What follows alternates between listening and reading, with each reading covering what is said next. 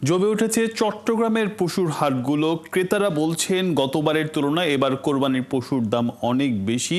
অন্যদিকে বিক্রেতারা জানান পশুর খাদ্যের দাম ও পরিবহন খরচ বেড়ে যাওয়ায় পশুর দাম খানিকটা বাড়তি থাকতে পারে।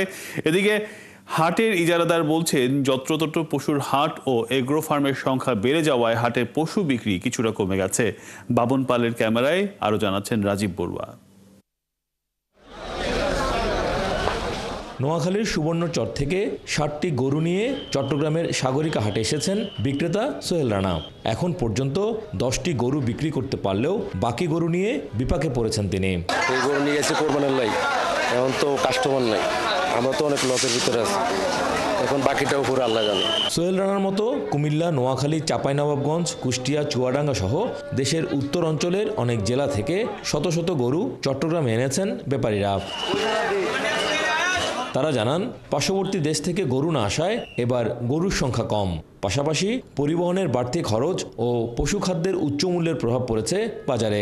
সব দিকে গাড়ি ভাড়া 3 ডবল, আগে আসতো 20-25 হাজার টাকা, এখন গাড়ি ভাড়া 80,000 টাকা। গরু আনছি 50টা, পাই বিক্রি করলাম 17টার মতোই। মানুষের মূল হচ্ছে কম, ধরেন আমার যেটা 1,20,000 কিনা এটা 80-90 মূল হচ্ছে। ক্রেতারা বলছেন গতবারের তুলনায় এবার গরুর দাম বেশ বাড়তি।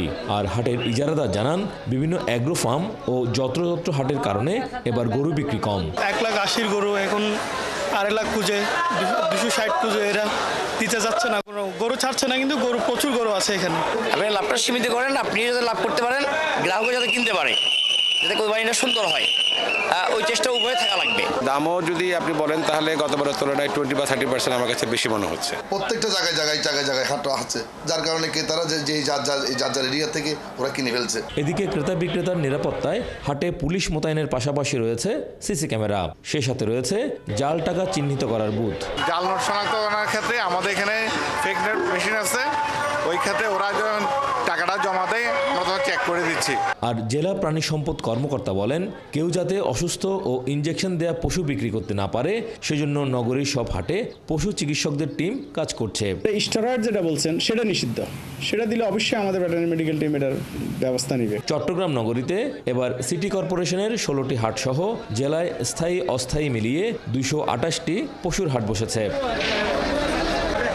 রাজীব বড়ুয়া, 71, চট্টগ্রাম।